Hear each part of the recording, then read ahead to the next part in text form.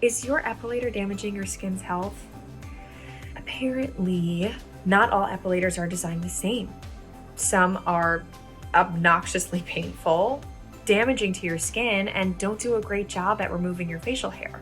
So I saw this video from this esthetician gushing about this new epilator from Pluxy, and she said that it is hands down the safest way to remove facial hair without damaging your skin.